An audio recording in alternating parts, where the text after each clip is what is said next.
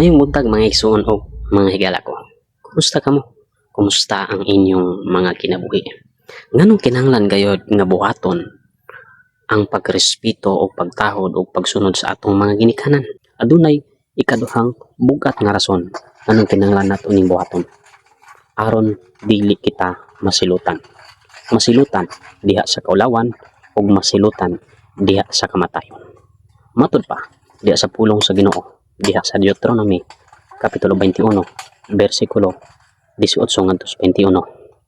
Kung may anak nga lalaki nga gahig ulo ug masupilon ug kanunay lang dili mutuman sa iyang ginikanan ug dili lang gihapon musugot bisan pagsilutan siya, ang iyang ginikanan adunay katungod nga dalon siya ngadto sa hukmanan at tubangan sa kadagkuan sa lungsod nga iyang gipuy-an.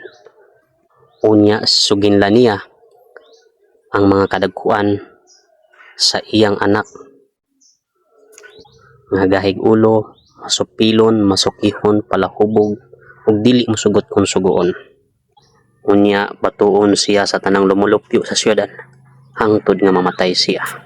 Sa ingon niya nga pamaagi, malimpyuhan nila ang ilang lungsod sa pagkadautan ug masayran sa tibuok Israel ug mahadlok sila nga bubuhat og dautan. Ing ana kaseryoso, kasensitibo sa pagpahamtang sa silot ngadto sa mga anak nga walay pagtahod, pagrespeto ug pagsunod sa ginikanan. Ikaw, kumusta igsoon ug higala? Naa pa ba kay pagtahod, pagrespeto ug pagsunod sa imong ginikanan? Kay matud pa diha sa pulong sa Ginoo diha sa Exodus 21:15-17, kung adunay mudagmal sa iyang amahan o ginahan, kinahanglan patyon.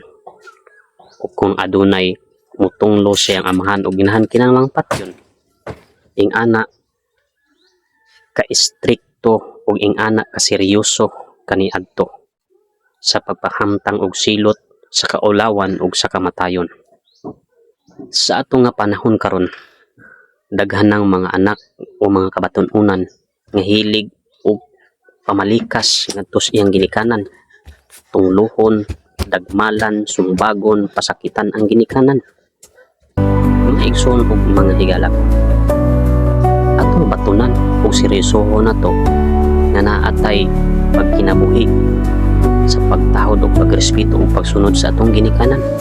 Ug mauna ang panahon karon nga mangayo tag kapasayloan sa atong mga ginikanan, ilabi na sa Ginoo. Kay samtang buhi pa sila, ayaw paabuta nga mawala na sila.